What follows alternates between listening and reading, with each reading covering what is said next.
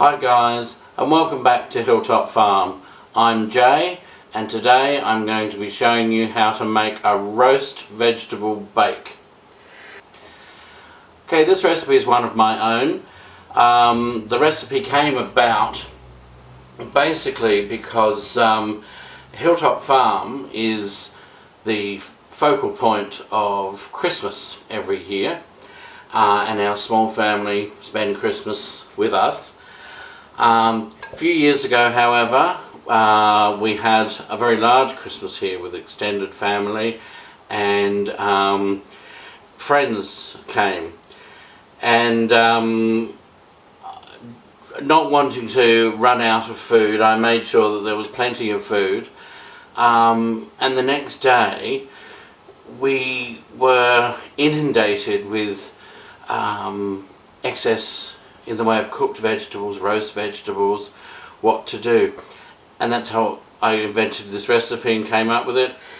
So it's actually the easiest of recipes, because now what we do is when we have a roast, we cook twice as much in the way of roast vegetables and green vegetables, you know, vegetables that are cooked on the gas top, so that we've got enough the next day to make this, and it is so easy and incredibly delicious.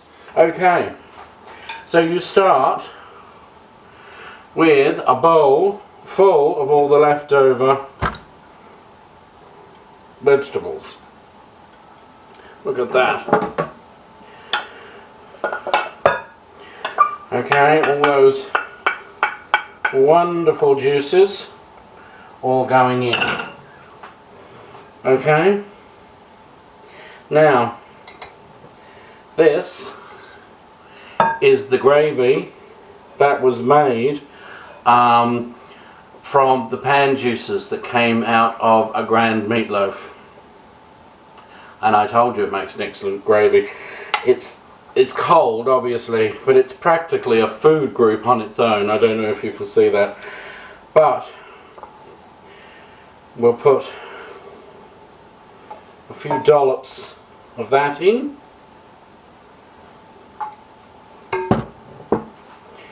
Now then, we get 2 steak knives, and you simply chop the whole lot up. Can you see? You run them against each other, and you keep going for as long as you need to. You don't really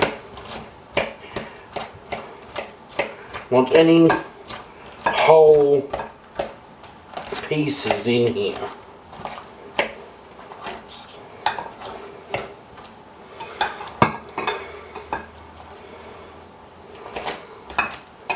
All your potatoes, carrots,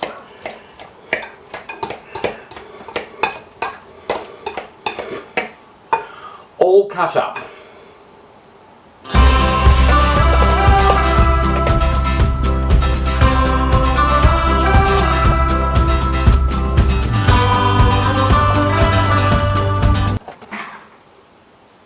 So, I mean, that's got the biggest of the chunks out.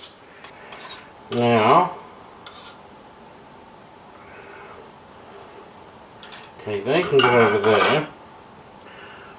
What we'll do now is we'll give it a mix.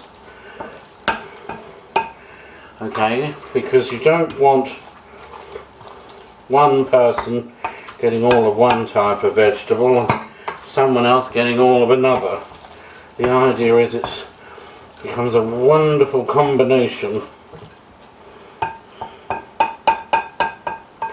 Now, it's at this point you would taste it, and salt and pepper to taste. I'm going to put a couple of pinches of pepper in. I'm not going to salt it, because I happen to know that when you use the pan juices from that particular meatloaf, there's plenty of salt in that gravy, so it won't need any salt. But normally I would taste and add salt accordingly. Now, having had this all mixed round,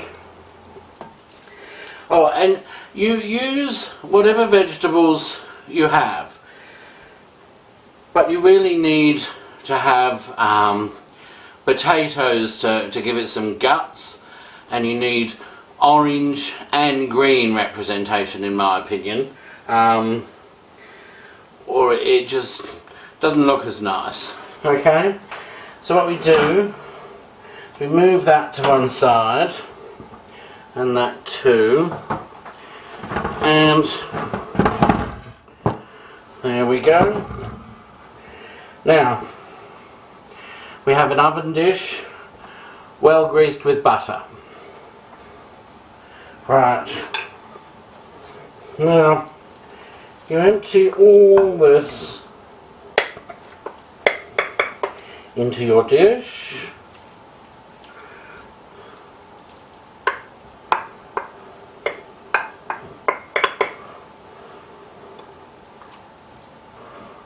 Okay, now I will scrape it all down with a spatula. So much goodness in here.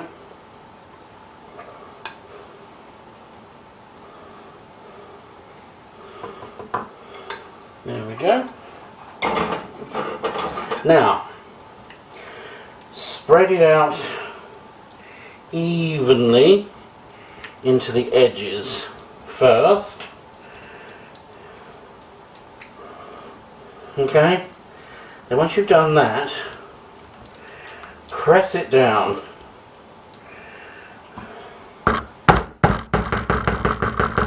I'll tell you why. If you leave it uneven, because it's already cooked, you'll find your uneven bits, the bits that are sticking up, will actually burn.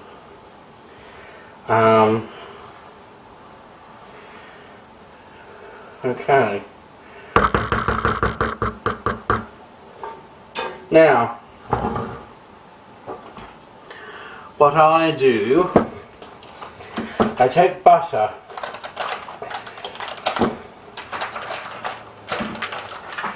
straight out the fridge, and I cut just a sliver off the end. Okay, and I break it up, dotting just a few bits across the top. There, isn't that lovely? Okay, now this goes into a preheated oven, 350F, 180C, or gas 4. Put it in there, I would put it in there for about 45 minutes and check it. What you're looking for is you want it all nice and golden and bubbly. Okay, now everything is cooked in there, you're basically just reheating it. So if you're concerned about it burning, you can always turn it down a bit, cover it in foil and keep going until you think it's warm enough. But you shouldn't need to. You shouldn't need to. It should be moist enough. And if you haven't got gravy, you can always add a bit of chicken stock, beef stock, to give it the moisture. Alright, so we'll be back when this comes out of the oven. Okay, and there we go. As I say, when it starts to bubble, you bring it out, and that's it. And you just serve it. Now, terribly frugal this is. You could, I guess, have it just on its own, but it's simple enough to have, you know, with sausages or a bit of chicken, bit of any sort of meat really, and it's quick and easy. And the beauty of it is, you don't have to do it the next day if you don't want to after a roast. You can just put it in here, put a bit of clear plastic wrap over the top, depending on what country you're in as to what they call it. Pop it in the freezer, and then whenever you're ready, you just get it out, defrost it, and in the oven she goes. Okay, so couldn't be simpler, couldn't be cheaper. Alright, so that's how you make Hilltop Farms roast vegetable bake. Okay, now if you like this video, give us a thumbs up. Don't forget to subscribe so you don't miss another video in the future. Share us on social media. And that's all from Hilltop Farm. So I'm going to say goodbye. See ya!